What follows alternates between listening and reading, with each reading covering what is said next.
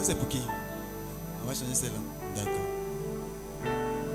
Tu vas baisser la tête et tu vas dire Seigneur, parle-moi ce matin. Tu as forcément quelque chose de spécial pour moi. Et je voudrais entendre ta voix, recevoir ce que tu as prévu pour moi. Élevons ensemble la voix et prions le Seigneur. Béni sois-tu Seigneur notre Père, notre Dieu. Fais-nous du bien ce matin. Je sais que tu as quelque chose de formidable. Tu as prévu une œuvre extraordinaire. Tu vas transformer, bouleverser la vie de quelqu'un ce matin à travers ce temps d'impact que tu as prévu. Donne-nous, Seigneur notre Dieu, notre roi, la parole de la vie. Donne-nous, Seigneur notre Dieu, Père, le conseil qu'il nous faut, l'instruction qui nous fera marcher dans tes voies et qui nous permettra dans cette génération corrompue et perverse de briller, Seigneur notre Dieu, comme le soleil, Père Tout-Puissant. Merci pour ta présence. Que toute la gloire, que l'honneur et que la majesté te reviennent. Sois béni à ma Père. Au nom merveilleux de Jésus.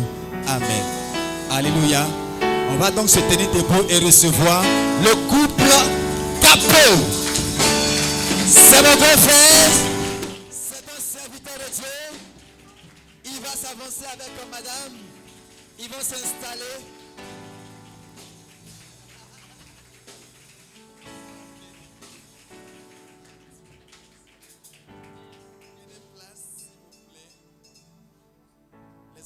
Dit, you have a flow.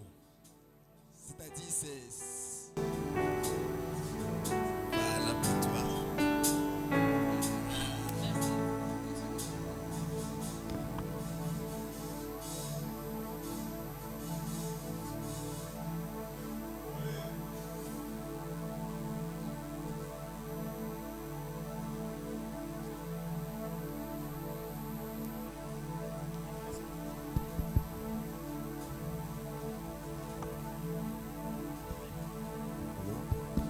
Allô?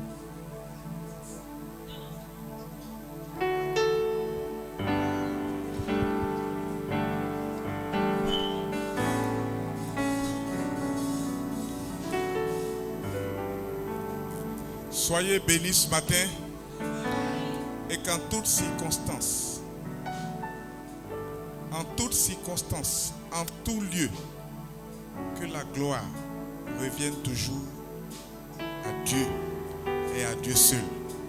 Qu'à l'agneau immolé revienne la louange, l'honneur et la gloire. Nous ne sommes que des serviteurs inutiles. Nous sommes très heureux d'être parmi vous ce matin. Maître a dit beaucoup de choses. Mais c'est Jésus-Christ qui est Seigneur. Et c'est à lui que revient la gloire. Nous sommes très heureux. C'est une très grande joie. Lui, il me passionne. Il est extraordinaire. Maître Bois, l'évangéliste Bois, il est l'exemple de ce que nous allons enseigner tout à l'heure. Je bénis le Seigneur pour sa vie, pour la vie de son épouse, pour la vie de sa famille. Il me passionne, je suis un de ses grands fans. Et je le cite toujours en référence et en exemple. Et que le Seigneur continue de les utiliser, de les bénir, de les mettre au large. Et que le Saint-Esprit continue de les animer pleinement et leur donner la direction qu'il faut pour son Église, afin d'amener l'Église du Seigneur à se préparer pour sa rencontre. Vraiment que le Seigneur vous bénisse. Leur témoignage est un témoignage qui est très puissant.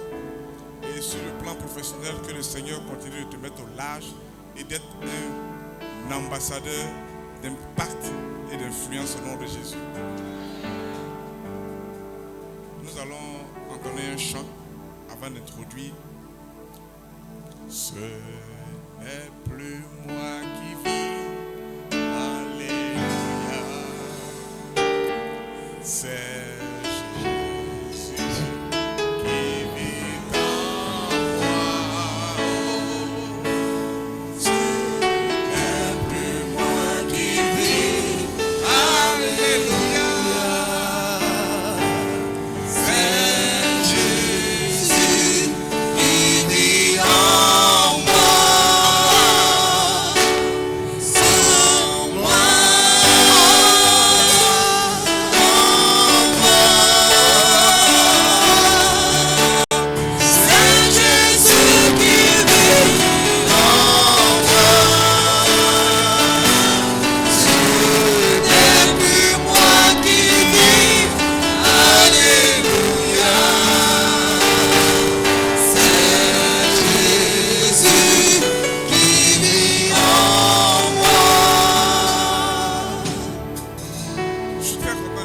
Anderson. Ça, c'est le fruit du travail d'influence d'un grand ambassadeur. Et je bénis le Seigneur pour ça. Sois béni, Anderson. Je vais vous dire que nous sommes contents d'être là et de partager ces moments avec vous. Merci pour la main d'association. Je vais commencer par un verset. Et puis à la fin, je vais terminer par le début de ce verset. Nous allons parler ce matin de la part du Seigneur. Veuillez vous asseoir, s'il vous plaît. Donc, nous allons parler, nous allons partager la parole de Dieu avec vous en duo. C'est mon compagnon. Et donc, on fait les choses ensemble. Nous ne sommes pas des prédicateurs. Elle a fait l'enseignement. Et donc, je l'accompagne. Et moi, je suis évangéliste. Chacun dans son domaine d'action, nous sommes des missionnaires. Donc, nous travaillons en duo. Des fois, j'ouvre la porte et puis elle rentre. Voilà. Et donc, c'est comme ça qu'on travaille. Donc, elle est plus experte que moi dans l'enseignement. Moi, je ne suis pas un enseignant. Moi, je suis un booster. Voilà. Si quelqu'un veut se suicider, 50 personnes vont venir parler à la personne. Il va vouloir sauter. Mais si je viens parler, en 5 minutes, il va arrêter, il va renoncer. Ça, c'est le don que Dieu m'a donné. Voilà. Donc, tu es en situation de détresse extrême. Le Seigneur m'a donné la capacité de pouvoir te parler de sorte que tu puisses sortir de ta situation. Et puis, il y a l'aspect missionnaire parmi les peuples non atteints. Elle, c'est complètement différent. C'est un appel à l'enseignement. Et elle est douée dans l'enseignement. Et donc, le Seigneur lui fait la grâce de pouvoir sortir les gens aussi de leurs auteurs ténébreuses pour les amener à la connaissance de sa parole et ouvrir leur intelligence. Des fois, quand on va, par exemple, à l'aéroport, on s'accompagne. Vous savez, souvent à l'aéroport, il y a des gens qui attendent là, où on est en train de faire le pont. Il y a des gens qui attendent là. Moi, j'avais ma Chevrolet là, elle fait 6 places. Donc, quand on arrive là, moi, je vais prendre les gens. Je les prends pour les déposer, mais en route, il faut qu'ils entendent parler de Jésus. Quand on arrive là, elle me dit, oh Mike. J'ai dit, mamie, bon, là, moi, je les gars, je vais les prendre. Elle me dit, oh Mike, on est en retard. J'ai dit, mais chacun fait son travail là.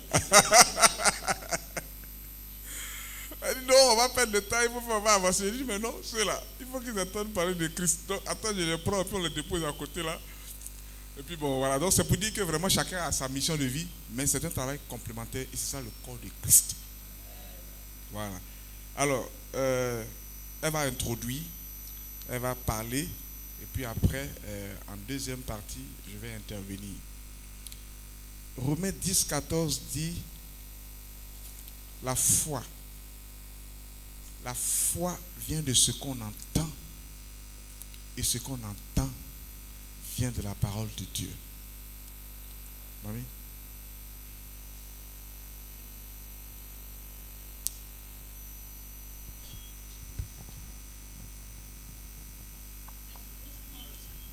Ok.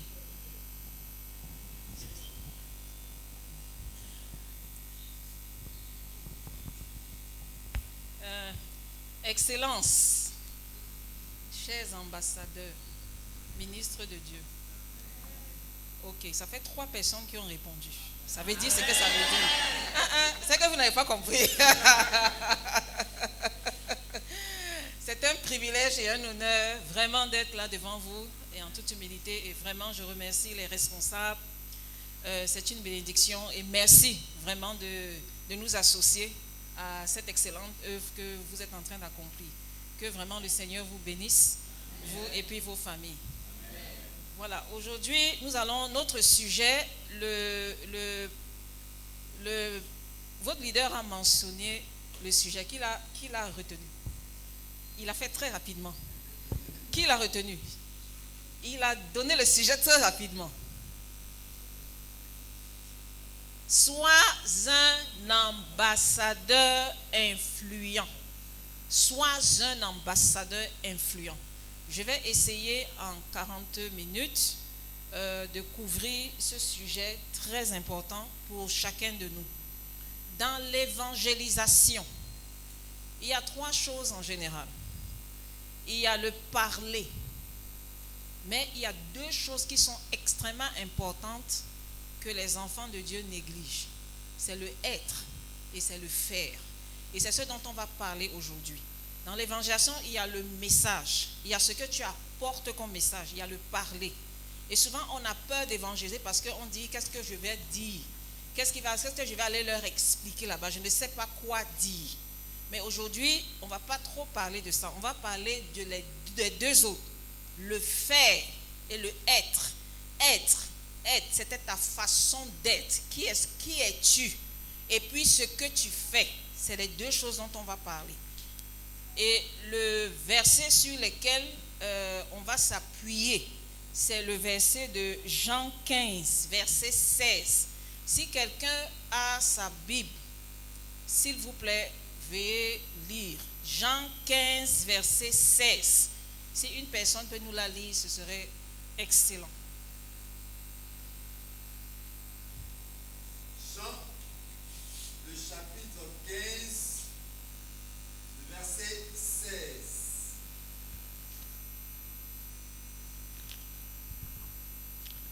Ce n'est pas vous qui m'avez choisi, mais moi, je vous ai choisi et je vous ai établi, afin que vous alliez et que vous portiez du fruit et que votre fruit demeure, afin que ce que vous demanderez au Père en mon nom, il vous le donne.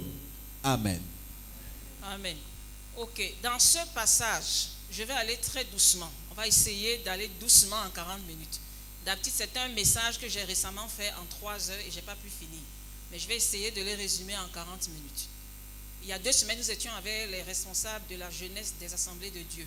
Environ 300 personnes à leur assemblée annuelle, uniquement des responsables. Et c'est une partie de ce sujet que nous avons débattu, mais vraiment dans son intégralité. Dans le passage que notre leader vient de lire, il y a 4 mots très importants sur lesquels on va travailler ce matin. Je vous ai choisi. Ça, c'est le premier mot. Je vous ai choisi. Le deuxième mot, je vous ai établi. Le troisième mot, allez, afin que vous alliez. Et le 4e, que vous portez du fruit. Fruit, ça fait les 4. Nous sommes dans le secteur de l'évangélisation. Pour démarrer, la manière la plus facile de comprendre la parole de Dieu. Nos leaders sont là. Nous n'avons peut-être pas fait théologie, mais au moins il y a Internet. Vous allez dans la concordance biblique, vous essayez de comprendre les mots qui sont écrits et vous lisez plusieurs versions de la Bible. Il y a le français courant, il y a Louis II, il y a Semeur. Ceux qui lisent en anglais, il y a KJV, King James, il y a NIV. Vous lisez toutes ces versions pour comprendre le contexte et la parole. Quand on prend ces mots, choisi. Choisi dans la parole, dans le grec. Quand on prend la concordance de Strong, en grec c'est titémi. Peut-être je peux rater la prononciation, mais au moins c'est ça, c'est titémi. Ça veut dire quoi? Éclégo. Éclégo, choisi, je vous ai choisi, c'est éclégo. C'est le numéro 1586. Quand vous allez dans la concordance de Strong, le mot c'est 1586, c'est éclégo. Je vous ai choisi. Choisi, c'est en lien avec votre identité. C'est ce dont on va parler. Qui tu es, c'est en lien avec ton identité. Si tu n'arrives pas à évangéliser, ou bien si tu n'as pas le courage, c'est parce qu'il y a un problème déjà au niveau de ton identité à toi. Qui es-tu? Si moi je vous demande, je vous passe ce micro ce matin, je dis, mais toi qui es-tu? Est-ce que quelqu'un peut me répondre en 1 minute ou en 2 minutes? Je suis 1, 2, 3, 4, 5. Et c'est de ça qu'on va échanger rapidement ce matin. C'est lié à ton identité spirituelle. Ton identité spirituelle. Donc là, c'est très facile parce que Nous tous, on comprend. Être choisi, le Seigneur a dit que nous sommes des élus. Nous sommes ses élus. Donc, dans choisi, si on va par exemple dans Romains 8, verset 33, élu de Dieu. Mon identité, je suis élu de Dieu. Colossiens 3, verset 12, élu de Dieu. Là, c'est très facile. 1 Jean 3, verset 1, je suis enfant de Dieu. Dieu m'a choisi, il m'a élu et il m'a mis à part. Je suis devenu son enfant. Là, c'est facile. C'est mon identité. Je suis enfant de Dieu. Galates 3, verset 26. Je suis fille ou fils de Dieu. Mais dans la parole, c'est je suis fils de Dieu. C'est aussi dans Romains 8, verset 14.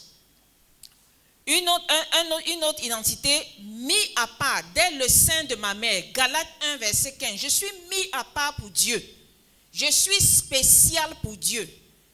Parce que c'est quand vous comprenez votre identité, d'où est-ce que vous venez. Il y a des choses qu'on n'a pas besoin de vous dire, ça doit être fait. Ça doit couler de vos veines. Ça doit couler de l'intérieur. C'est la même chose. Quand vous vous levez le matin, la première question, pourquoi est-ce que avant midi, vous cherchez à manger? Parce que le corps commence à trembler, on ne supporte pas. Il faut que je boive au moins de l'eau. Je dois boire. C'est la même chose quand tu comprends ton identité en Christ. Il y a des choses, des éléments essentiels. Quand tu vas te lever, la première chose, c'est pourquoi l'apôtre Paul a dit, malheur à moi, si je n'annonce pas l'évangile. C'était clair, c'est jusqu'à ce point-là.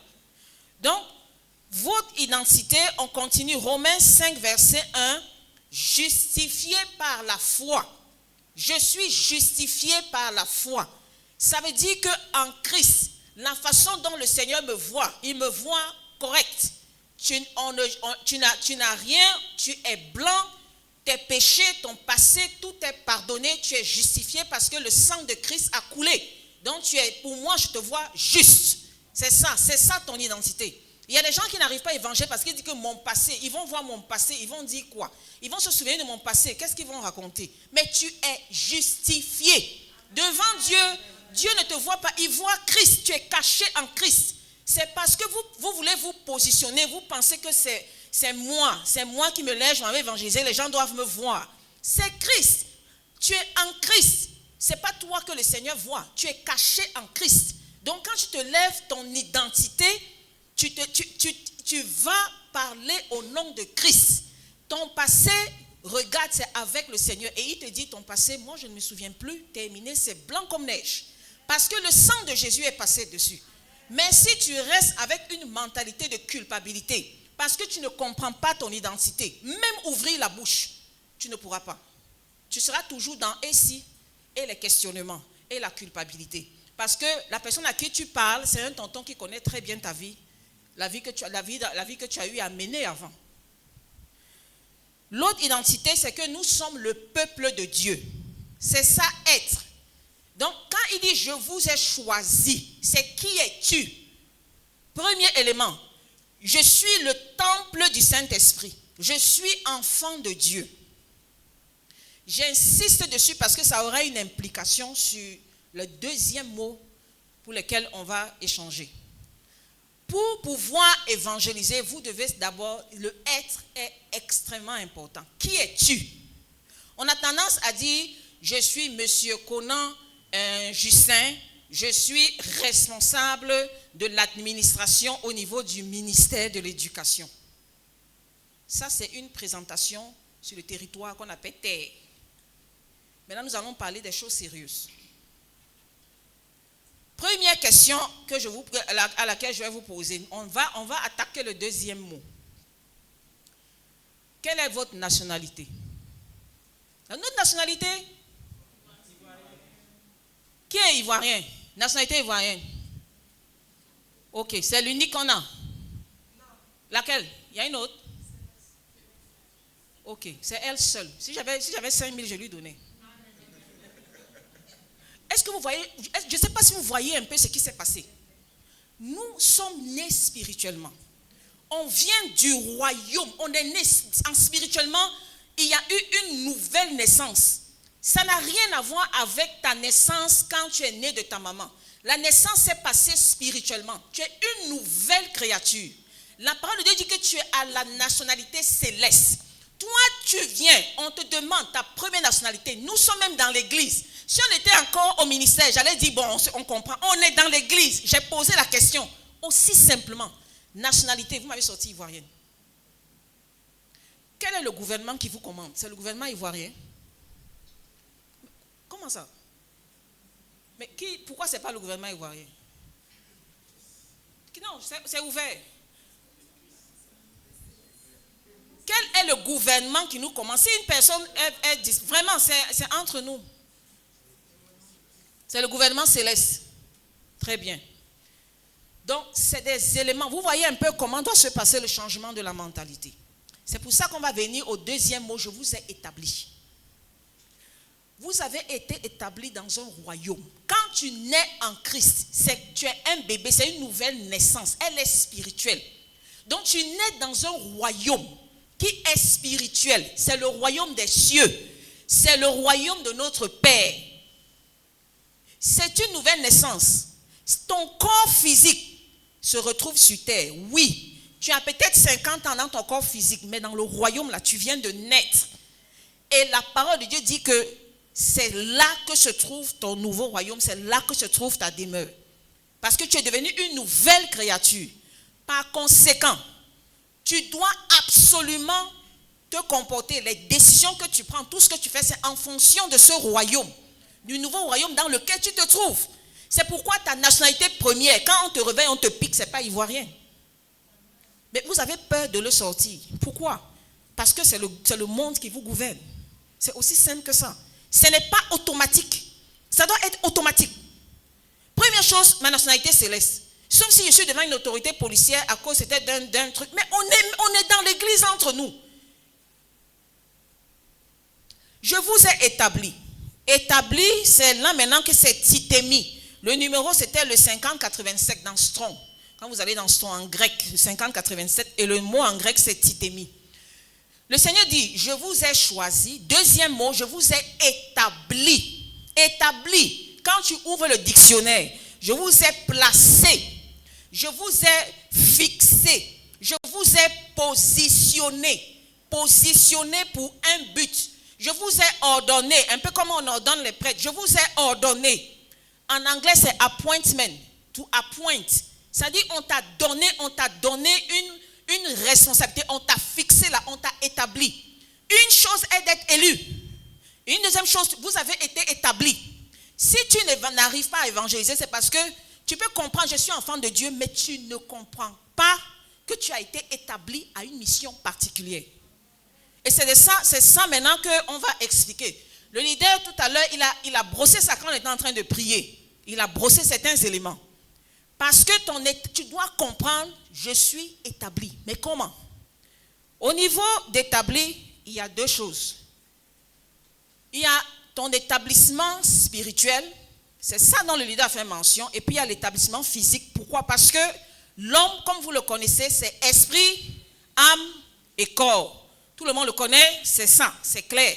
Donc quand tu as été établi, le Seigneur t'établit spirituellement. Mais vous allez comprendre qu'il y a un établissement physique quand on va arriver là-bas, parce que c'est lié à 2 Corinthiens 5, verset 20. Donc, dans l'établissement spirituel, Éphésiens 2, verset 6. Éphésiens 2, verset 6. Où est-ce que nous sommes positionnés? Établi, c'est positionné, fixé. Où est-ce que le Seigneur nous a positionnés? Éphésiens 2, verset 6. Quelqu'un peut nous donner la réponse? Éphésiens 2, le verset 6.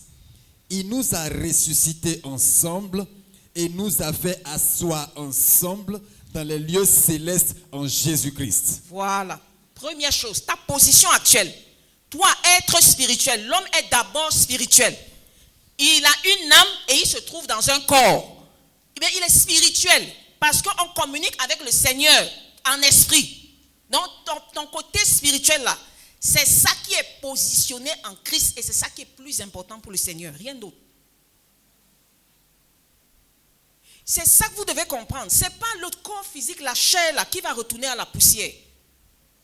C'est le côté, c'est ton être, l'homme avec ton identité spirituelle. Tu es première position en Christ dans les lieux célestes. Deuxième, dans Jean 15, verset 19, ou bien dans Jean 17, 14 à 18, on ne va pas lire. La parole de Dieu dit que nous ne sommes pas de ce monde. Nous ne sommes pas du monde. Maman, un peu d'eau? Maman, de l'eau? Ça va? Ah, ok, d'accord. Nous ne sommes pas du monde. Nous ne sommes pas du monde. Vos deux pieds sont dans le monde, mais vous n'êtes pas du monde. Ça, c'est pour clarifier la position.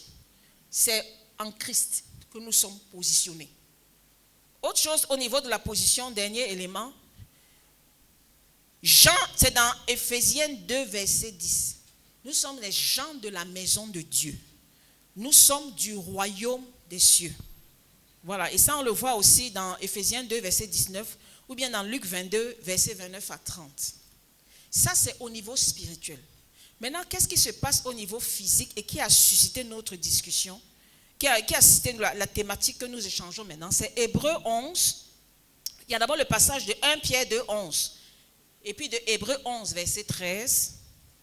Nous sommes étrangers et voyageurs sur terre. Vous êtes étranger sur terre. Ta nationalité ne peut pas être celle-là.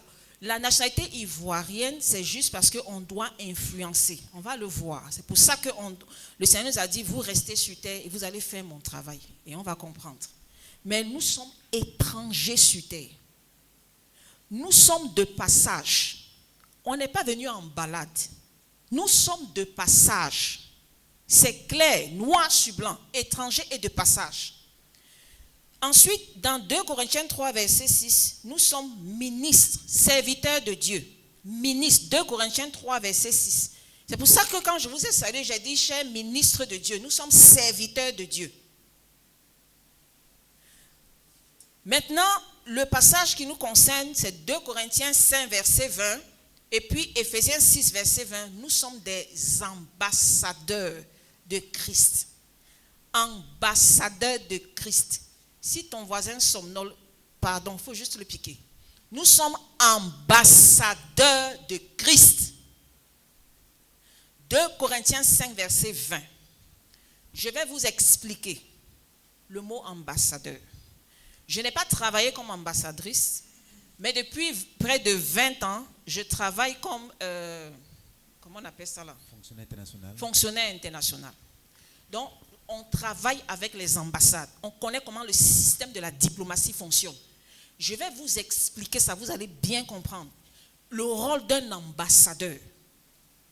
Parce qu'un ambassadeur, on ne lui demande pas pardon pour venir présenter son pays dans le territoire qu'on le sait. Pas pardon, on lui demande. Il ne présente pas. Le président l'appelle le lendemain, au revoir. Ce n'est pas pardon qu'on lui demande. Il sait que c'est dans ses veines. Il a intérêt. C'est son rôle. C'est d'ouvrir sa bouche 24 heures sur 24. Dès que tu mets pied dans une ambassade, la seule chose dont on te parle, c'est le pays qui l'a envoyé. Tu rentres dans une ambassade ivoirienne aux États-Unis, on ne te parle que de la Côte d'Ivoire. Tu rentres dans une ambassade ivoirienne au Gabon, on ne te parle que de la Côte d'Ivoire. On ne te parle pas du Gabon. On ne te parle pas du Gabon. Mais ce que nous on fait, quand les gens rentrent dans notre ambassade, qui sont nous comme ambassadeurs, ils n'entendent que les choses de la terre. Dès qu'on dit tu veux aborder le truc spirituel, c'est la peur. Ils vont dire quoi? Ils vont dire quoi? Ce n'est pas comme ça qu'un ambassadeur se comporte. Donc je vais vous expliquer un ambassadeur. Un ambassadeur, vous pouvez voir, je crois qu'ils appellent ça presbéo. Ça c'est en grec, le numéro 42-43. La première chose que vous devez comprendre, le Seigneur n'a pas choisi ces mots au hasard. Nous sommes étrangers et de passage. Tu es positionné dans les lieux célestes, mais physiquement, il t'a envoyé. Il dit, toi, tu es ambassadeur sur terre, ambassadeur de Christ. Qu'est-ce qu'un ambassadeur? Un ambassadeur, c'est un messager qui représente son pays. Donc, pour nous, messager qui parle au nom de son roi, au nom de son président. Jamais, jamais, un ambassadeur ne donne son avis personnel. Non. Moi-même, quand je travaille au système des Nations Unies, je ne donne jamais mon avis personnel. Je donne l'avis de l'organisation pour laquelle je travaille. Voilà notre position aux Nations Unies. Voilà notre position, c'est comme ça. On ne donne pas ton avis personnel. Ce n'est pas tout par rapport à toi, c'est par rapport au pays qui t'envoie. Donc c'est par rapport à Dieu. Amen. Ça n'a rien à voir avec toi. Donc tu représentes Dieu avec ta citoyenneté céleste. Donc quand tu parles au nom de la personne qui t'a envoyé. L'ambassadeur va toujours vous dire, selon vraiment ici la position de notre président, c'est comme ça. C'est comme ça. Il y a un pasteur, il est décédé il y a 2 ans, un haïtien. Oui, je crois qu'il est haïtien. Donc, il était en train il se retrouvait dans une grande rencontre aux Nations Unies et on lui a demandé que, pasteur X, quelle est votre position en termes d'homosexualité? Il dit, moi, ma position, il a dit non. Il dit, selon la position de notre roi dans mon royaume, avec la constitution, il a soulevé la Bible. Il dit, ça n'existe pas chez nous et on l'appelle péché. Les journalistes lui ont dit, pasteur, on vous demande votre position. Il dit, je n'ai pas le droit de donner ma position parce que je suis ambassadeur de Christ. Et je parle au nom de mon Père. Et mon Père a tout dit dans sa parole. Votre problème, c'est où? On l'a laissé. C'est ça.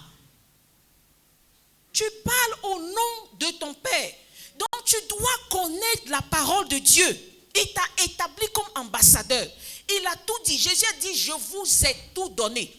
Quand il priait avant de partir, il a dit à son Père, je ne te demande pas de les enlever du monde. Lisez la Bible. Je ne te demande pas de les enlever du monde. La seule que je te demande de les garder. Il y a du boulot. Il y a du travail. Et on va comprendre c'est quel travail. Donc on n'est pas là pour dire, ah vraiment c'est chaud, si je dois partir là, il faut que c'est trop compliqué, ça là vraiment.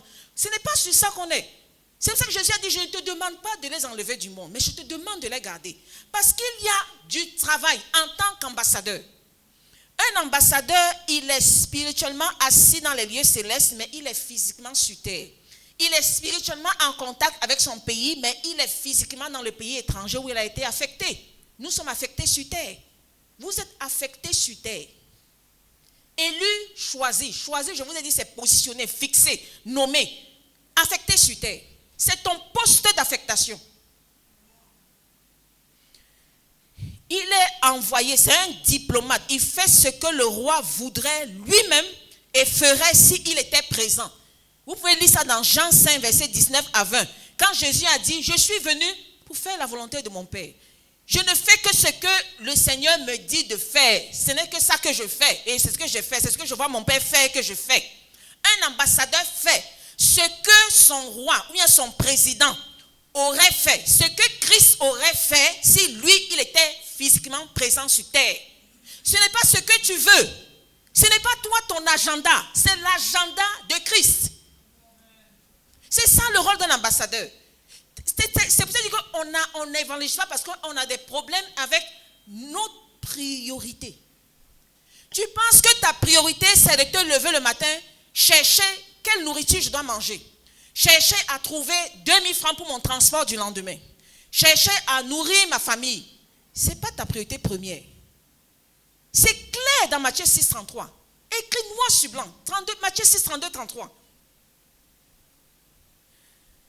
Un ambassadeur, son but est d'influencer le pays d'accueil. Soulignez le mot influencer.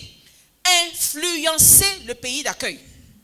Il y a un mot qu'on n'aime pas trop, mais c'est le meilleur. C'est un mot qui explique exactement ce qu'il faut, c'est coloniser. Notre rôle, c'est de coloniser la terre. Influencer la terre. Dominer la terre. C'est pour ça que je vous ai dit, si tu comprends le être, ton rôle, c'est d'être un influenceur. Être un influenceur du royaume sur terre.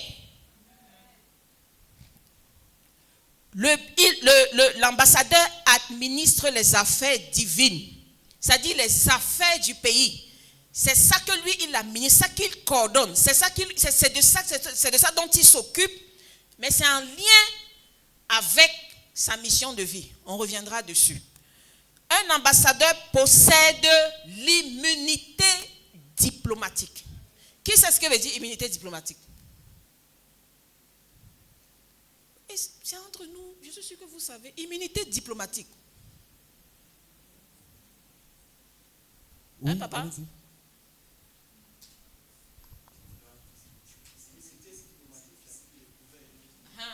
Voilà, mais il est couvert comment? Allez-y, expliquez. C'est ça, il est couvert, mais il est couvert comment? C'est quoi? S'il quoi fait et puis il est couvert. Voilà, on ne peut pas le poursuivre. Autre chose? Oui. Merci. L'immunité diplomatique, c'est une protection Oui. qui est accordée à un diplomate qui lui permet d'accomplir pleinement sa mission. Voilà. Et que quelles que soient les accusations, quel que soit ce qu'il fait, vous ne pouvez pas le toucher. Vous ne pouvez pas le toucher. Donc chaque fois que moi je travaille là-bas, je suis couverte par cette immunité. Vous ne pouvez pas. L'immunité diplomatique. Maintenant, moi je vous demande, est-ce que nous on a l'immunité diplomatique, étant citoyens du royaume céleste? Comment ça? Qu'est-ce qui nous donne cette couverture? Terminé. C'est le sang de Jésus. Ce n'est pas des amusements. La sagesse, quand le Seigneur nous a créés, la façon dont son royaume fonctionne là, c'est ça qu'il a inspiré aux hommes et nous on a organisé notre système terre. Le sang de Jésus vous donne l'immunité en tant qu'ambassadeur. Donc il n'y a pas à faire de j'ai peur. Il n'y a pas à faire que le sorcier va faire comme ça. Il n'y a pas à faire que quand elle va savoir que je suis chrétien là maintenant, là, elle va se soulever. Non, il n'y a pas. On avance avec l'immunité diplomatique reçue du royaume des cieux. C'est le sang de Jésus. C'est pour ça que dans Matthieu 6, 33, le Seigneur insiste. Cherchez premièrement le royaume et sa justice. Caché dans le sang de Jésus 24 heures sur 24. C'est ça votre immunité diplomatique. Et c'est ça qui vous fait que vous pouvez avoir accès à tout. Le diable ne peut pas vous toucher parce que vous êtes dans le sang de Jésus. Il ne peut pas avoir accès à vous. S'il a accès à vous, c'est que vous êtes sorti. Sinon, Dieu ment. Et il ne ment pas. Ensuite, il est totalement couvert par son pays en termes de dépenses, son transport, sa nourriture, la sécurité. C'est pour ça que Dieu s'est présenté à nous aussi comme Jéhovah. Voilà. C'est-à-dire, c'est pour dire que l'ambassadeur ne va jamais s'inquiéter que mon transport. Non, il rentre seulement dans la caisse, il soulève, il signe l'essence. Il s'en va dans la tête, il signe. C'est pour ça que Jésus a dit, occupez-vous du royaume, occupez-vous moi de ce que moi je vous ai demandé de faire. Tout le reste vous sera donné par-dessus. Parce que c'est automatique pour un ambassadeur. C'est automatique. C'est ça que vous devez comprendre.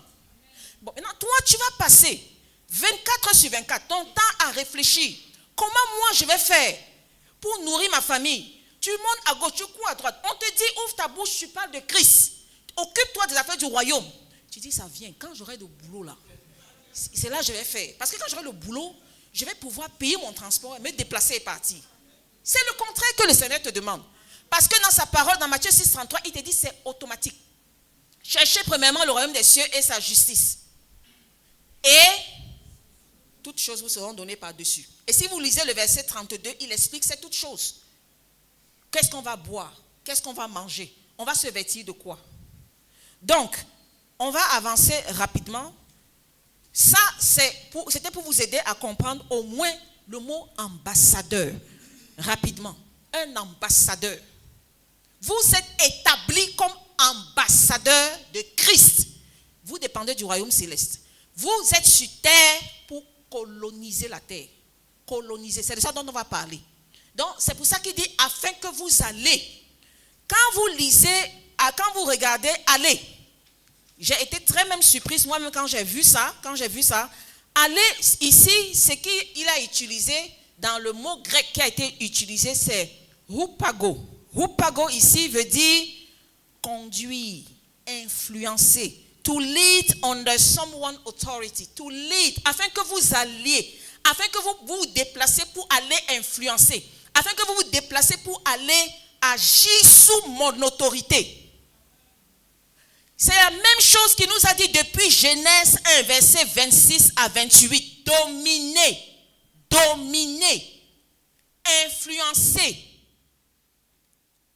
Quand on vient maintenant, aller, nous sommes maintenant dans aller, je suis au 3e mot, parce que je dois terminer dans 10 minutes.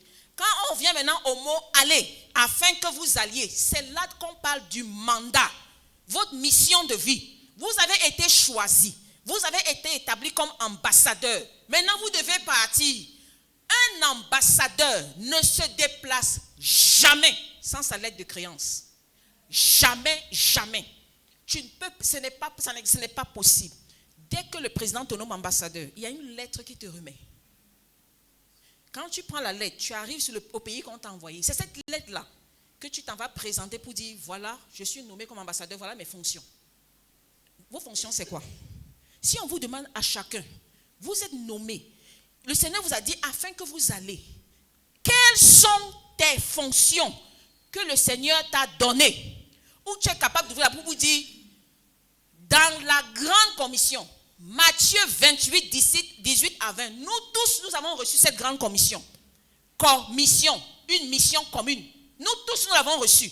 Chacun a sa spécificité dans cette grande commission. Pour toi, c'est quoi? C'est ça dont on parle. Quelle est la mission spécifique, ta lettre de mission? Même l'être humain. Quand l'être humain, vous achetez la télévision, il y a un manuel. Il y a un manuel dedans, non? Quand vous achetez n'importe quel objet, batterie, vous achetez n'importe quel objet, vous allez acheter. Il y a un manuel. Quel est ton manuel? Comment tu dois fonctionner?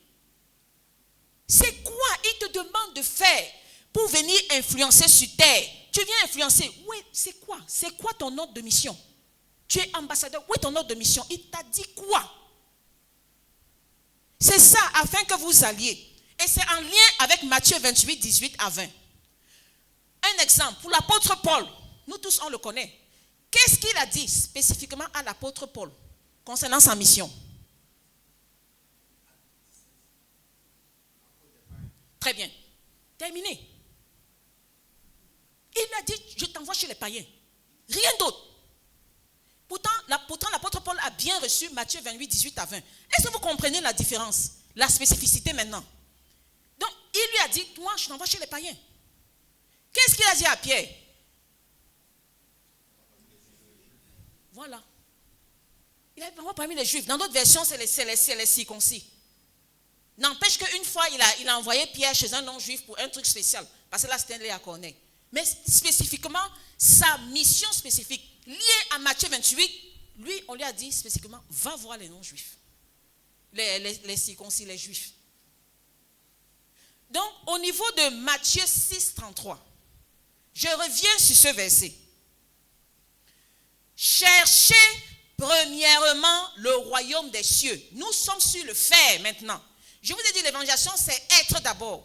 Si tu te connais ton identité, même ton voisin, le voisin saura que toi, ton identité, là, ce n'est pas l'identité de la terre.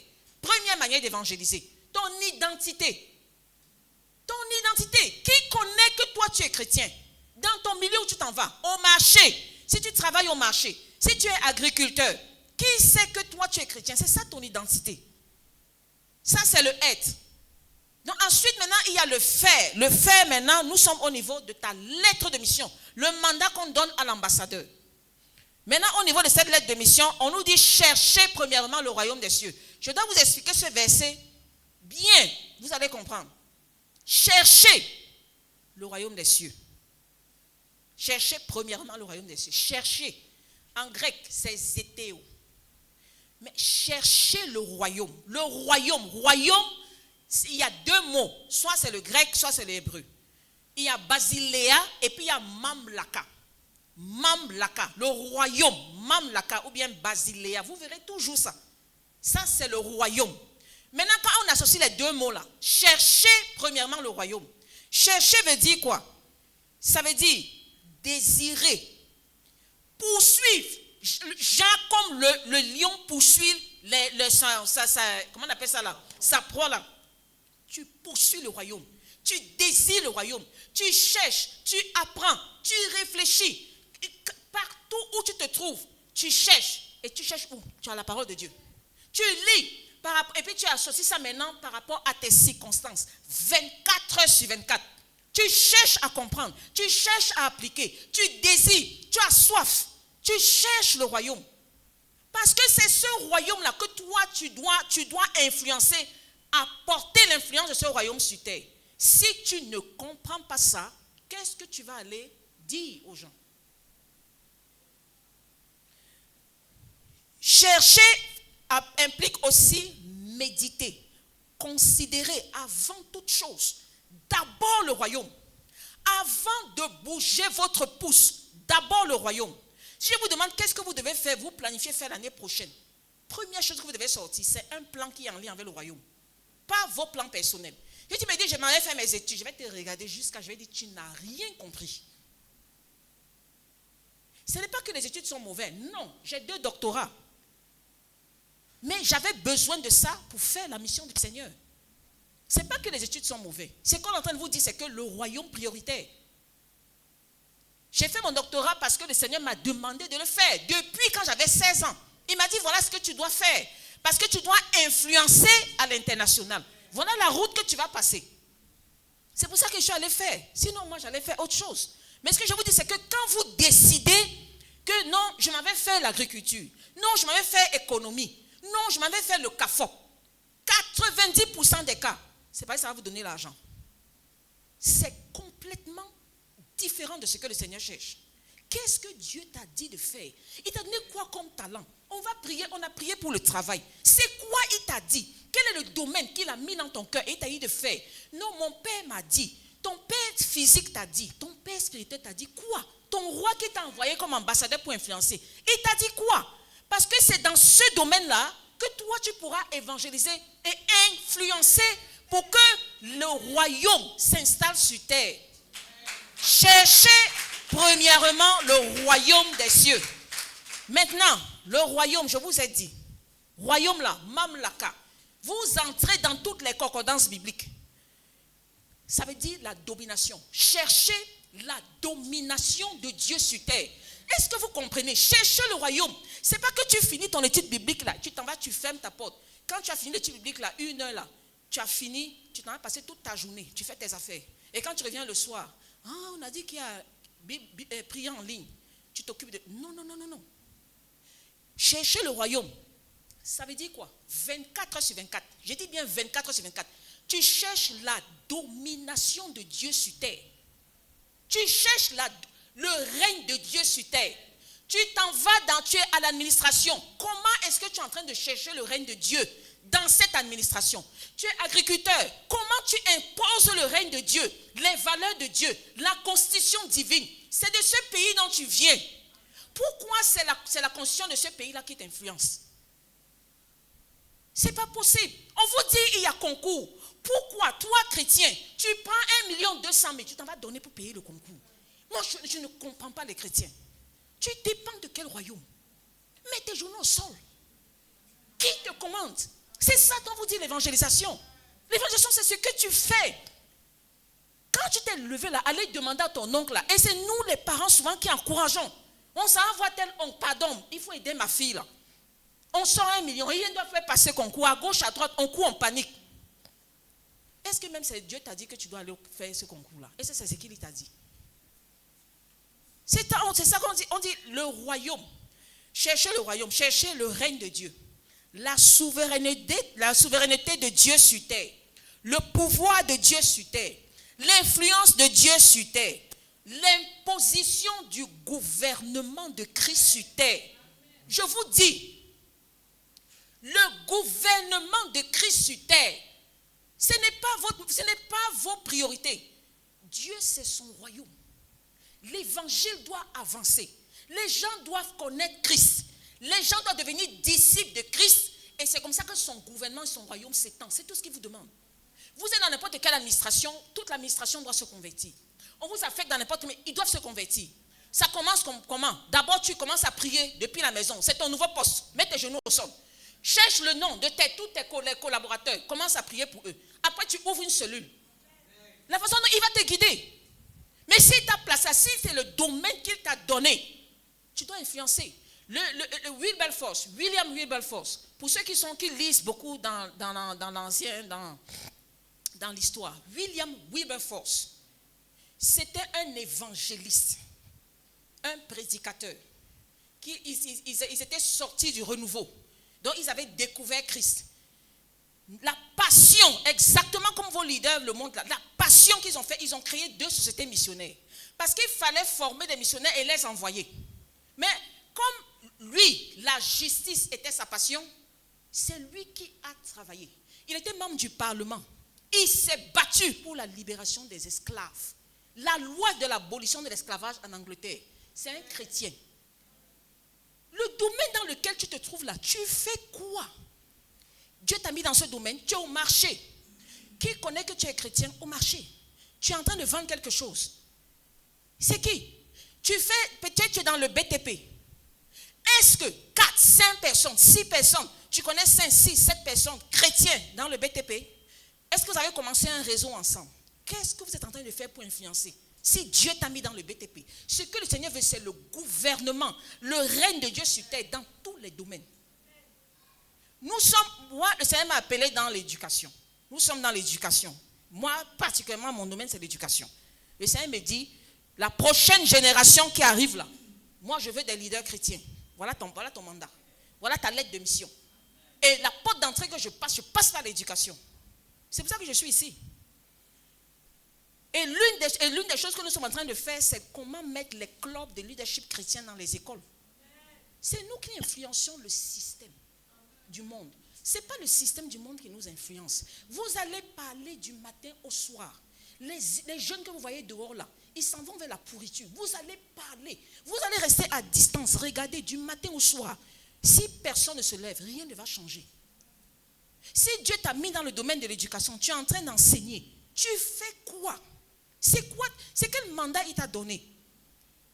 Nous, les clubs de leadership qu'on essaye de mettre, c'est pour commencer à enseigner, à remettre les enfants là sur la route, sur les valeurs fondamentales bibliques, les valeurs d'un leader, dans les écoles publiques.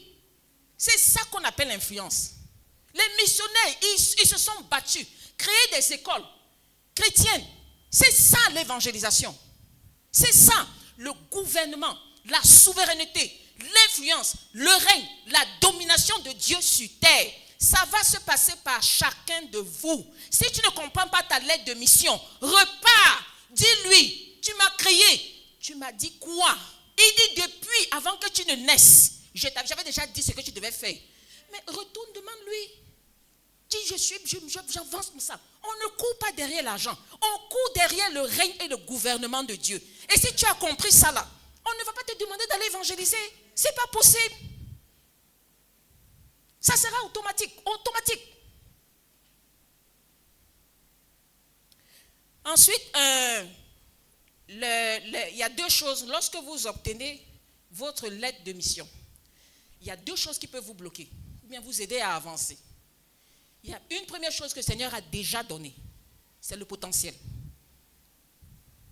On ne va pas trop débattre dessus parce que il y a tout un livre que j'ai écrit dessus. Ça, c'est un séminaire de 2-3 heures. Le potentiel. Le Seigneur a déjà donné ça. C'est pourquoi il dit dans sa parole, je vais vous citer ça seulement. On commence. Luc 8, 23. Si vous allez seulement dans Luc 8, 23, vraiment ce passage-là, j'étais battu quand je l'ai lu. Il a plu à mon Père de vous donner le royaume.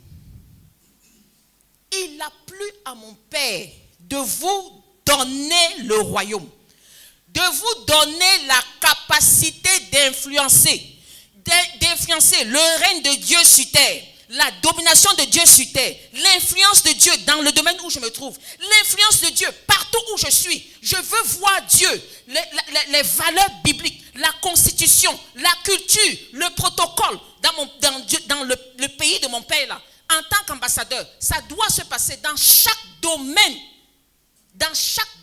sur le territoire terre. Colossiens 2, verset 10. Tout notre potentiel est en Christ. Tout notre potentiel est en Christ.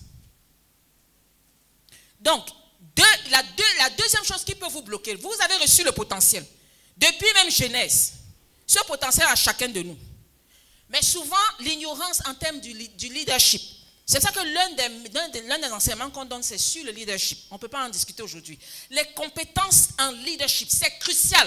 Ça n'a rien à voir avec la position. Ça n'a rien à voir avec je suis responsable. Tu balais, tu peux devenir ce leader. Dieu t'a donné le potentiel, c'est en toi. To lead, conduire, influencer. le royaume de Dieu, le gouvernement de Dieu sur terre.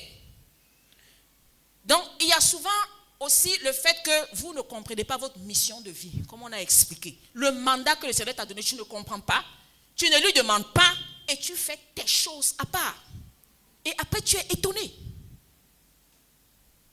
Ensuite, il y a la vision. Quand il te donne aussi la vision. Acte 2, le Saint-Esprit donne les visions. Demande-lui. Les visions que l'apôtre Paul avait, c'était des églises. Église. Sa mission, évangéliser sur les païens. Sa vision. Après, c'est Éphèse. Après Éphèse, il s'en va à tel endroit. Lui, il voyait seulement les églises. La dernière fois, je suis en train de causer avec un responsable de jeunes. Là, il a la passion pour la transformation des jeunes. Le cœur des jeunes. Et il m'expliquait sa vision. Mais sa mission, le Seigneur lui a dit, c'est les jeunes. Comme il a dit à Paul, c'est les païens. Il a dit, c'est les jeunes. Moi, c'est les jeunes. Dernièrement, on discutait avec une dame. Elle a dit, elle, c'était particulièrement un monsieur. Il a dit, lui, c'est les enfants de la rue. Dieu t'a dit quoi? Ce que le Seigneur cherche, ce sont les cœurs. Les cœurs des hommes. Les cœurs. Ce n'est pas l'argent. Sois riche, 1 million, 1 milliard. Quand tu vas mourir, on va t'enterrer. Sans rien. Ce que le Seigneur cherche, c'est le fruit qui dure. Le fruit qui dure, c'est le cœur de l'homme. La conversion à Christ. Ce n'est pas toi qui convertis. La seule chose qu'il te demande, parle, démontre qui tu es et fais. Le domaine dans lequel je t'ai envoyé là, travaille pour que le gouvernement de Dieu s'étende sur terre. C'est pour ça que Jésus a dit le royaume des cieux s'est approché. Le gouvernement de Dieu descend sur terre. Le gouvernement de Dieu influence sur terre. Le règne de Dieu, la domination de Dieu. Et il t'a donné cette capacité.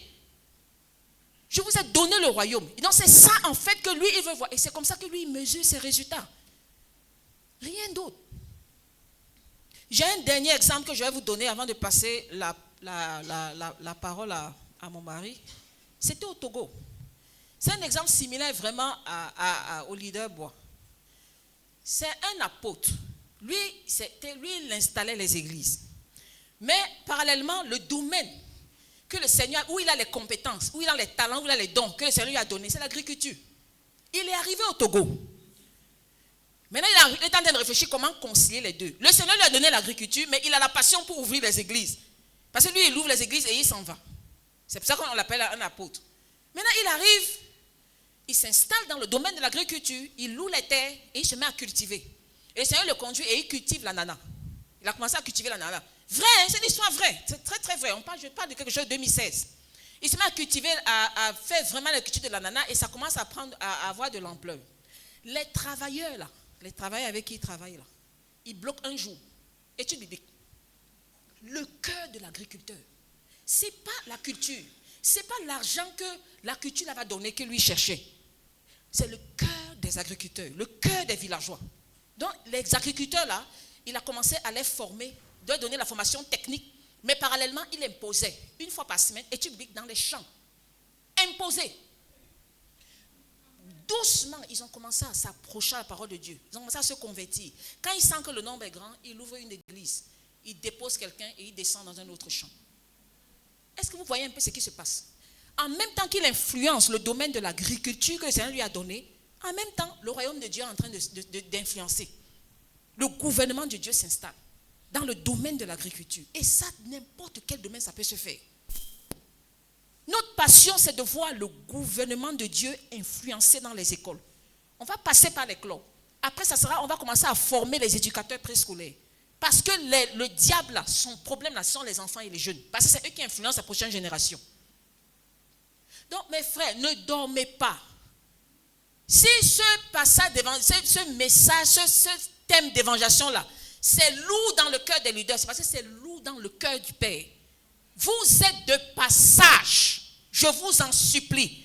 Ce que tu dois faire chaque mois, avec qui est-ce que j'ai travaillé comment? Pour que, une personne entende l'évangile. 2, pour que cette personne devienne un disciple. Où est-ce que j'ai eu à contribuer? On ne reste pas à distance et on attend le dimanche. Tu es ambassadeur. Tu as une responsabilité devant le Père. Et ce n'est pas affaire d'homme, ce n'est pas affaire de femme. La Bible dit noir sur blanc, nous sommes un en Christ. Il n'y a pas juif, il n'y a pas noir, il n'y a pas blanc, il n'y a pas femme, il n'y a pas homme. C'est écrit dans la Bible. Ni homme, ni femme, ni chose. Nous sommes un en Christ. Donc chacun a un rôle et une responsabilité à accomplir. Ok, merci beaucoup.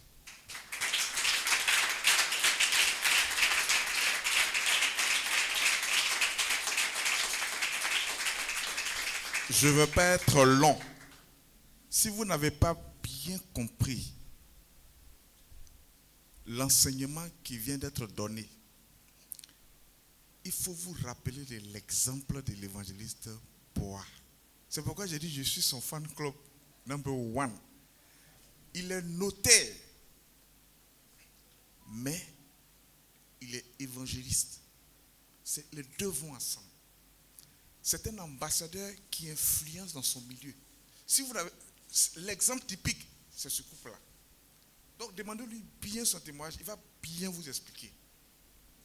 C'est ce qu'on essaie d'expliquer ce matin. La parole de Dieu dit: comment donc invoqueront-ils celui en qui ils n'ont pas cru? Romains 10. Et comment croiront-ils en celui dont ils n'ont pas entendu parler? Et comment entendront-ils s'il n'y a personne qui prêche? Et comment y aura-t-il des prédicateurs si personne n'a envoyé?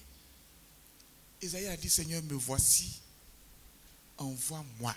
Mes frères, la parole de Dieu, ce n'est pas un slogan. Quand la Bible dit que la foi vient de ce qu'on entend vient de la parole de Dieu, ce n'est pas un slogan, ce n'est pas un discours politique, c'est la réalité. Dieu est réel et Dieu nous envoie. Moi, ma mission de vie, c'est de faire en sorte que dans les zones qui sont non atteintes, l'évangile puisse accéder. Ça, c'est ma mission de vie. Si tu me demandes l'argent pour construire l'église, je ne participe pas. À la limite, si le Seigneur me met à cœur, c'est juste une petite participation que je fais. Dis-moi qu'il y a des missionnaires qui ont problème ici. Je cours. Ça, c'est ma mission de vie. Moi, c'est les peuples non atteints, priorité number 1. Donc, dans le nord, il y a... Mais maintenant, la stratégie, c'est les affaires. Mais ce n'est pas les affaires qui sont mon domaine d'action. Ce n'est pas ça ma vision. Comment je suis comme ça, puis je rêve, comme l'apôtre Paul. Je vois dans zone non atteinte des conversions, des églises. Moi, c'est le Matthieu 28. Elle a reçu pour elle. C'est comme ça qu'elle exprime ça. Moi, j'ai reçu pour moi.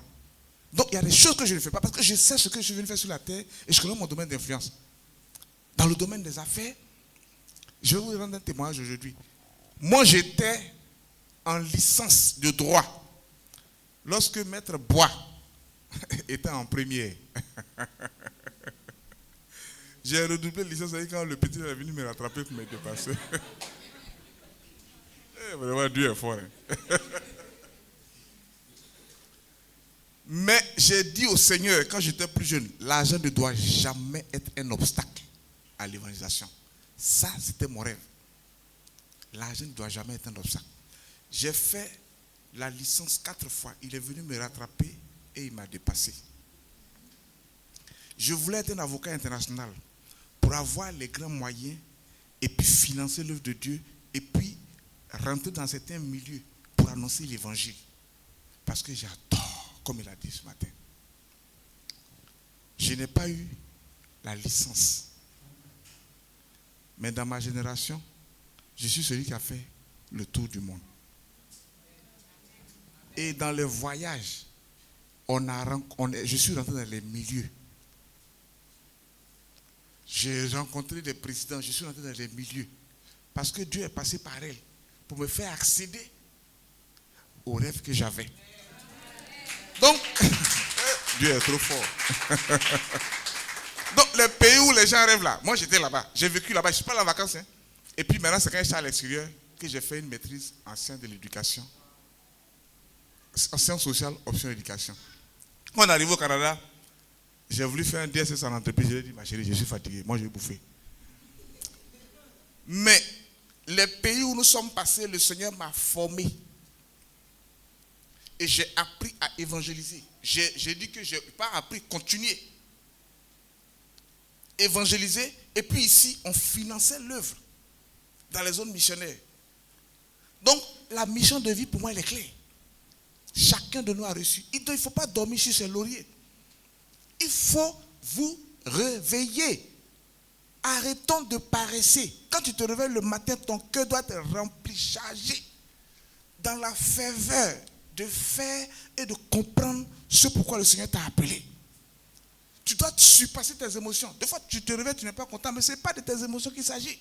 Il s'agit de la mission. Si tu ne comprends pas ta mission, prie, le Seigneur va te montrer. Tu as reçu des talents, tu as reçu des compétences, tu as reçu des dons. Moi, je suis très relationnel.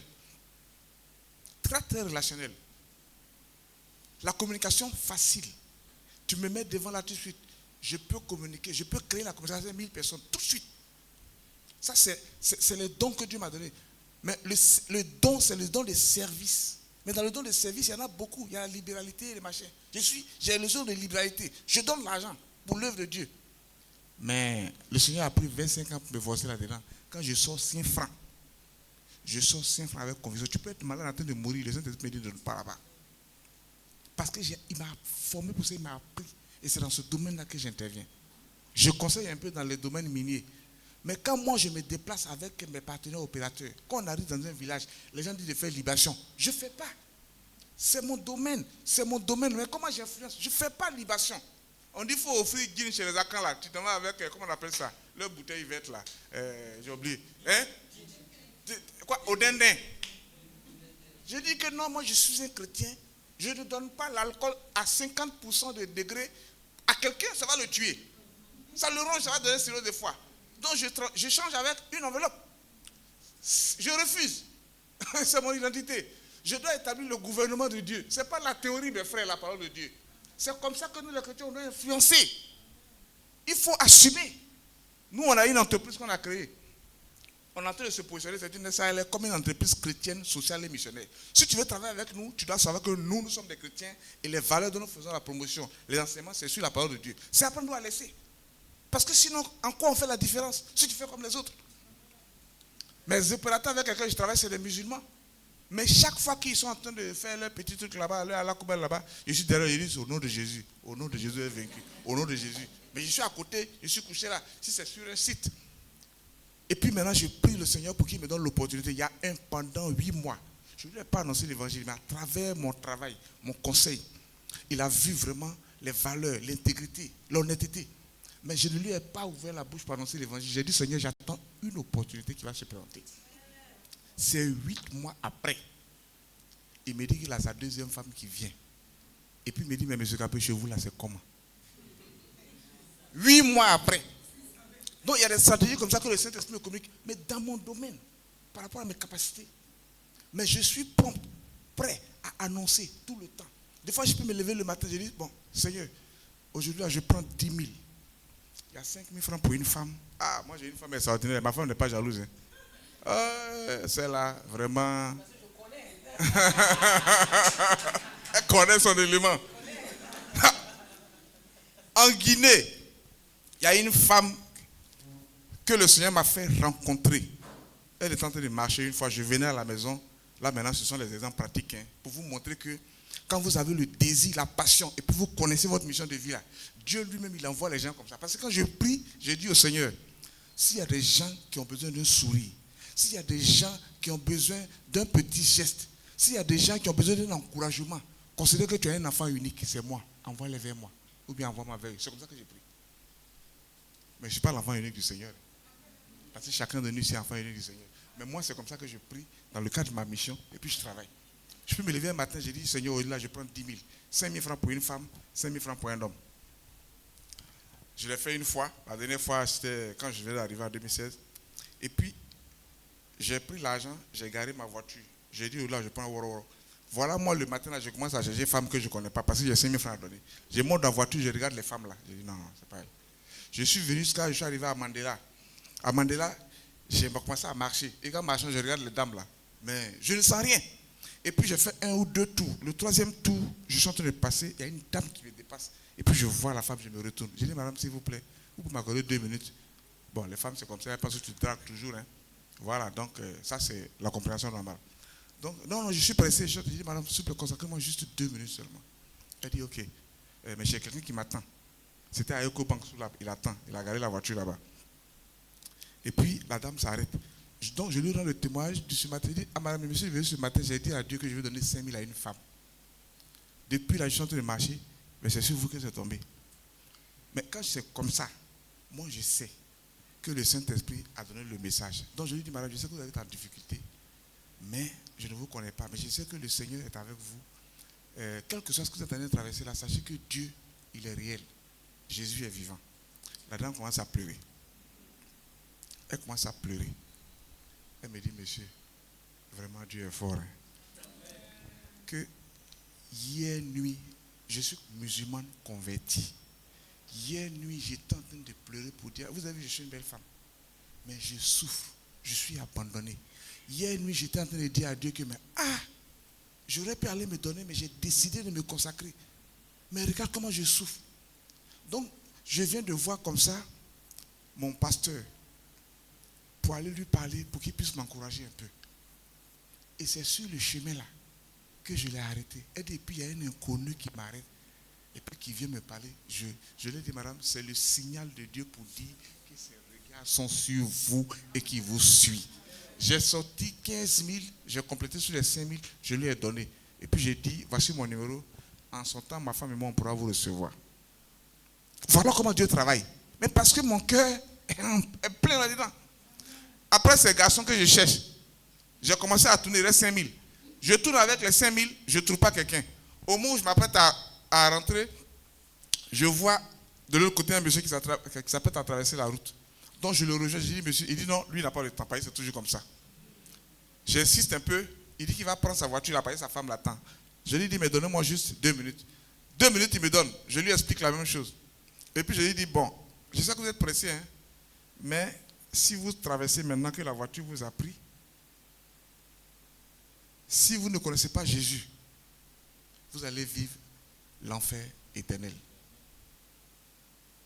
Quand j'ai fini de parler, il dit, mais c'est bizarre, hein? Parce que lui, il vient des États-Unis. Il dit, hier, il a rencontré un de ses amis qui lui a répété ce que je lui ai répété. Et un ami qu'il n'a pas rencontré depuis 20 ans. Mais que lui ne comprend pas. Et que tout à l'heure, il s'apprête à partir. Et puis, il y a un monsieur qui l'arrête pour lui redire les mêmes choses. Et que lui ne sait pas quand il va arriver à la maison, il va dire à sa femme, vraiment, il faut qu'on réfléchisse à l'affaire de Dieu. C'est là qu'il m'apprend qu'il est rétrograde. Donc, les exemples comme ça, j'en ai plein. En Guinée, une dame que j'ai arrêtée, elle est en train de marcher. Cette femme, pendant 1 mois, elle m'a considéré comme son gars. J'ai joué le jeu. J'ai dit à ma femme, prépare-toi. C'est pas facile, hein? La mission du Seigneur, là, il faut connaître la mission de Dieu, sinon tu vas faire des dégâts. Pendant 1 mois, la femme, elle me présente à ses collègues comme son gars. Moi, je dis rien. Moi, je dis à ma femme, prépare-toi. Maintenant, il y a les gars du comité de délivrance de l'église. Je leur ai dit, je vais vous envoyer quelqu'un ici. Oh, c'est pas possible. Parce que quand j'avais pris la femme dans la voiture, j'étais en train de parler avec elle. Et puis après, elle n'a pas dit la vérité sur son identité. J'ai posé un peu de questions, je l'ai déposé. Après, au-delà, je suis venu dans ma femme, j'ai rencontré une femme aujourd'hui, mais c'est que ça vient de Dieu. Mais il faut te préparer. Et puis j'ai averti les gens du comité de délivrance de l'église. Parce que je savais un peu. Et puis après, quand j'ai parlé avec la femme, 1 jour, 2, 3 jours, donc elle a trouvé un Ivoirien. Moi, j'ai ma voiture, je prends. Et donc pendant 2 semaines, 3 semaines, à la 3e semaine, je lui ai dit, quand la femme la monte dans ma voiture, elle s'assoit derrière. Et puis souvent, elle se couche. J'ai dit, mais qu'est-ce qui se passe? Donc, à la 3e semaine, la dame, je lui ai dit, son lieu de travail n'était pas loin de l'église. Et comme j'avais déjà informé les frères de l'église, j'ai dit, mais si tu as 30 minutes, on va prier pour toi. Elle a dit, non, il n'y a pas de souci. La 3e semaine, quand il y a eu l'opportunité, elle m'a dit, elle est libre. Je lui ai dit, bon. Donc les frères de l'église étaient très prompts. C'est un travail d'équipe, l'évangélisation. Ils étaient très prompts. Donc je suis venu avec la femme et puis on a prié pour elle. La femme a été délivrée. Elle n'a pas fait de bruit, rien du tout, pas de cri, rien. Quand on a fini de prier, elle dit, Michel, j'ai senti comme quelque chose qui est sorti de moi. Et c'est après ça maintenant qu'elle a commencé à me raconter. En fait, cette femme était l'épouse d'un haut gradé de l'armée. Elle dit, le jour où tu m'as vu, le monsieur venait de m'humilier en plein carrefour. Il m'a laissé, j'ai marché. Et en marchant, c'est une musulmane. Elle dit, j'étais en train de dire à Dieu, sauve-moi, envoie-moi un ange, envoie-moi quelqu'un qui va m'aider.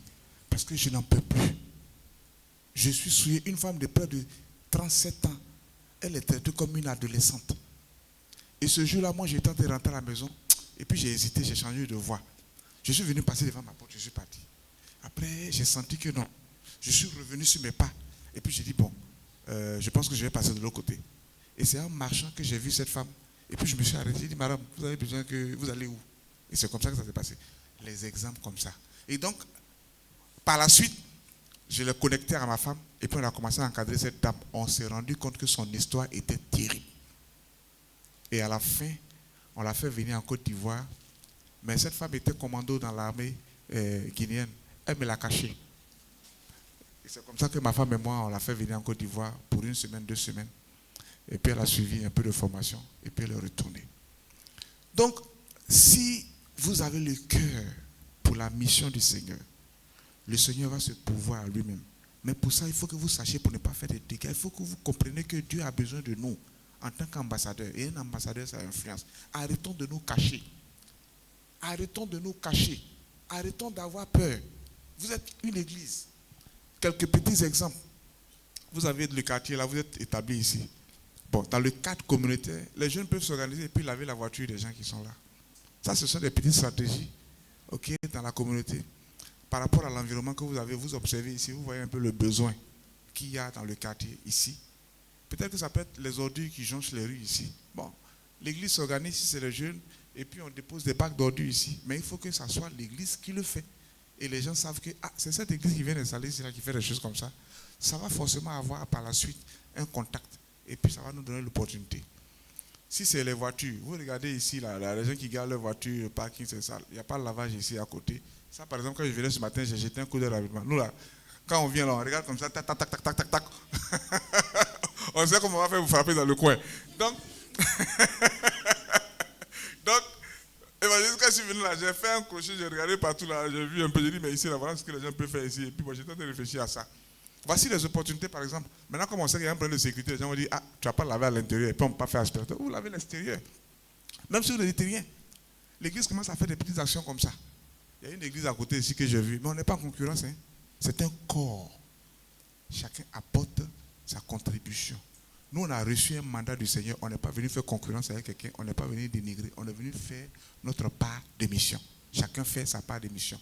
Chacun de nous a un rôle à jouer et on a un corps. L'évangéliste ne peut pas tout faire. C'est un corps. Et un corps, chacun a son rôle. Celui qui a la tête, c'est Christ. Donc, dans le cadre de l'église, il y a beaucoup de choses que vous pouvez faire. La sœur, par exemple, qui a donné son témoignage tout à l'heure, on lui a confié une maison qu'elle va gérer. Bon, qu'est-ce que tu vas faire pour influencer? Qu'est-ce que tu vas faire pour mettre la griffe du royaume là-bas? Peut-être que tu peux acheter quelques petits traités et puis dans les chambres là, tu déposes. Il y a Gédéon qui offre des Bibles.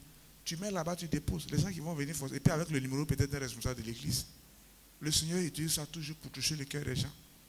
Ok? Si tu as de la musique là-bas, tu sais que quand les gens viennent là-bas, là, s'il y a un restaurant où les gens doivent manger, bon, les gens vont manger sur la table et tout ça, tu peux avoir des, comment on appelle ça? Les nappes de table. Et puis j'écris les versets là-dessus. Le contact avec la parole. Le reste, c'est le Saint-Esprit qui fait. Donc, il y a autant d'idées comme ça. Chacun dans son domaine. Il y a plein de stratégies. Mais quand on a le cœur pour le Seigneur, quand on a le cœur pour la mission, Dieu lui-même, il inspire les idées. Donc, je vous encourage, mes frères, à réfléchir, à fouiller les étéos, à vous torturer.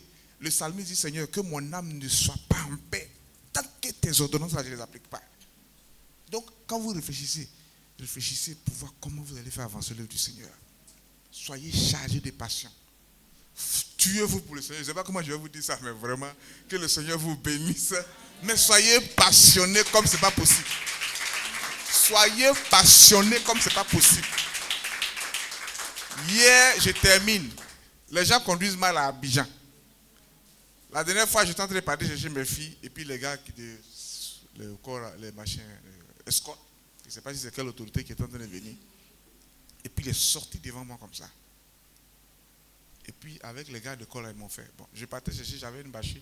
Et puis j'étais dans la bâchée, et puis j'étais même en culotte, et puis en débardé. Donc il est sorti, et puis là il m'a surpris. Et puis il me dit de quitter sur la route.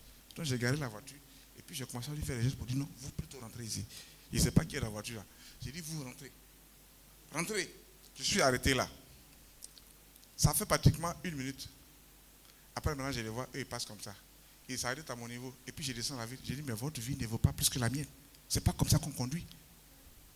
Le gars, il voit quelqu'un cheveux blanc. Et puis, il a demandé là-bas. Il dit, ça, la peut-être, je ne sais pas où. Il a dit à son gars de partir. Parce que j'étais dans mes droits. Je suis un citoyen normal. Et lui, il a mal conduit. On a la couverture diplomatique. On doit marcher dans l'obéissance, dans la sainteté, dans la droiture, dans la justice. Le sang de Christ nous couvre. On a peur de quoi, mes frères? Et puis, on ne peut pas parler de Christ. À la fin, le jour où on meurt, là, le Seigneur, ce qu'il va nous demander, c'est combien d'âmes, combien de disciples. Ce n'est pas l'argent. Ce n'est pas grosse voiture. Ce n'est pas joli positionnement. Ce n'est pas maison. Arrêtons de prioriser les choses qui n'ont rien à voir avec notre mission de vie et du royaume. Que le Seigneur vous bénisse. Que le Seigneur vous utilise. Que le Saint-Esprit suscite à vous un esprit de réveil et de ferveur, d'amour pas possible, non mesurable pour Dieu. La passion. Et que chaque jour, de lundi à samedi, quand vous vous réveillez, vous réfléchissez en termes de qu'est-ce que je dois faire pour mon Père?